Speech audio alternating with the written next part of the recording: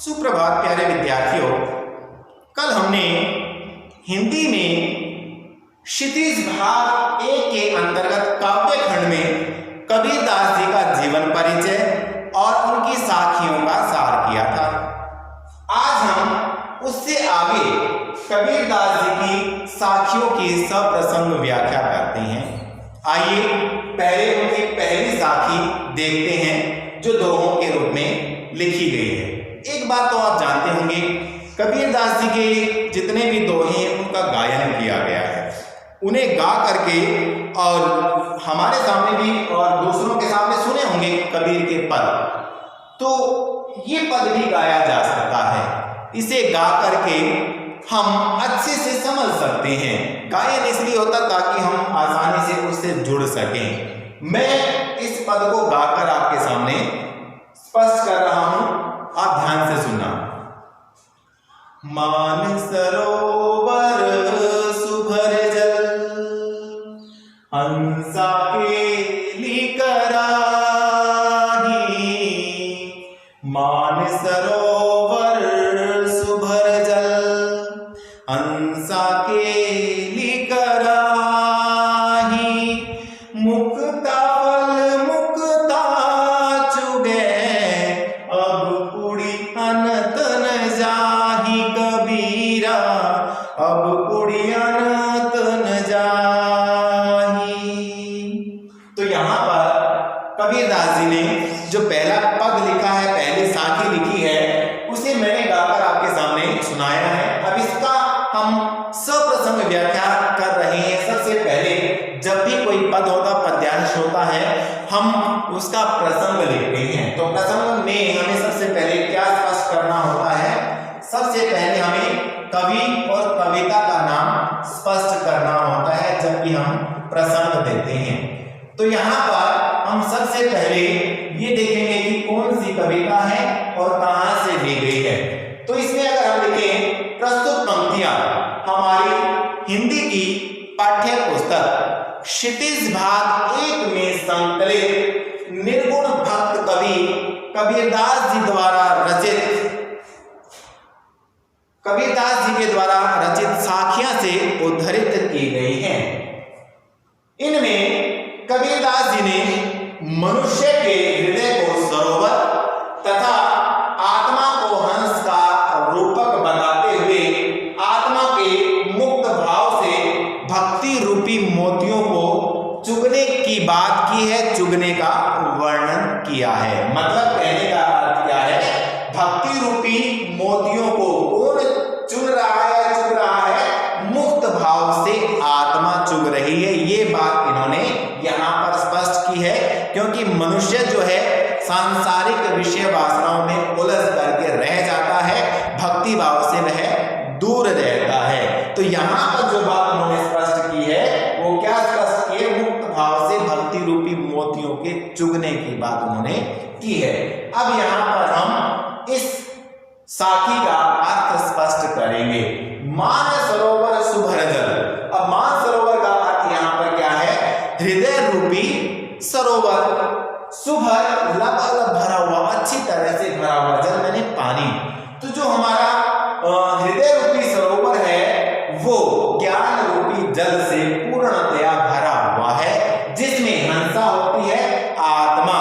आत्मा रूपी हंस, केली होता है क्रीड़ा, क्रीड़ा कर रही है, कराही कर रही है, जिसमें आत्मा रूपी हंस जो है वो क्रीड़ा कर रहे हैं।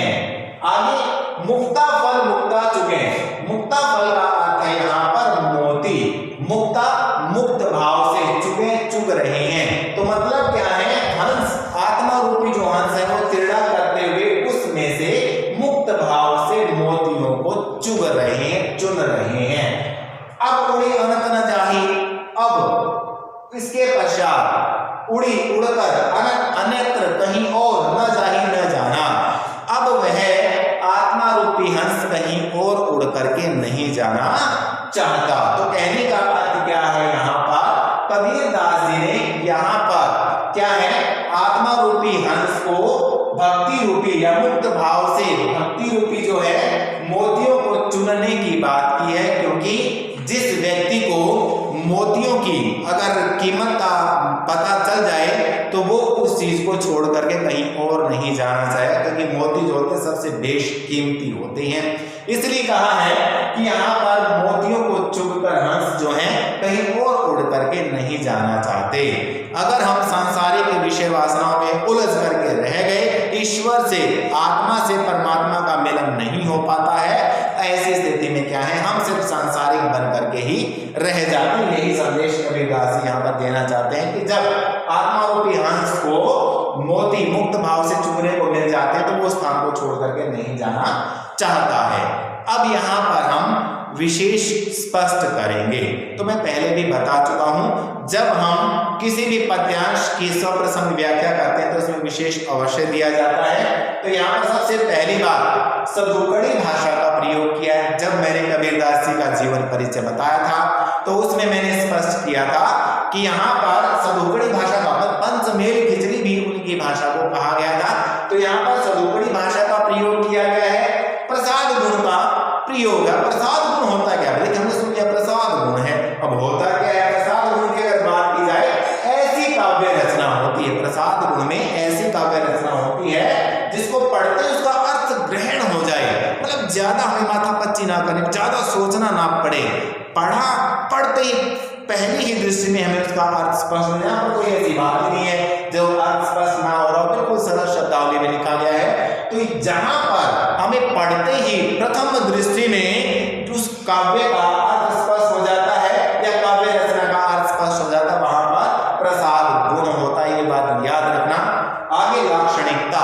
अब लाक्षणिकता की बात की जाए, लक्षण पर आधारित होती है लाक्षणिकता। अभिधा शब्द शक्ति, लाक्षणिकता और व्यंजना, तीन प्रकार की शब्द शक्तियां मानी गई हैं। तो उनमें लाक्षणिकता का अर्थ स्पष्ट किया गया है कि लाक्षणिकता जो है संकेत प्रक्रियाओं का अध्ययन है, संकेत किया जाता है किसी और, उसमें जब वह व्यक्तिगत रूप से या समूह में संचालित होता है और किस प्रकार ये संकेत प्रक्रियाएं अर्थ को परिचालित करने और समझने में अंतर्दृष्टि प्रदान करती है। मतलब जब संकेत किया जाता है किसी और, उसको समझने में अंतर्दृष्टि मतलब सूझबूझ विकसित होती है, वहां पर लाक्षणिकता होती है। आहार शब्द जो है, आहार को इसलिए लाक्षणिक कहा जाता है क्योंकि तैयार हो जाने पर उसका अर्थ बदल जाता है।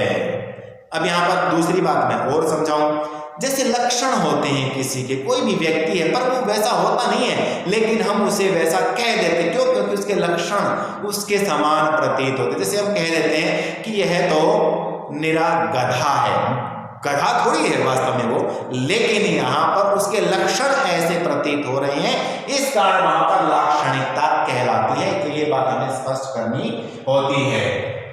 आगे प्रतीक अर्थ लिए गए हैं, आत्मा, हंस रूपी आत्मा या आत्मा रूपी हंस, ये प्रतीक अर्थ लिया गया है और दोहे में शांत रस है।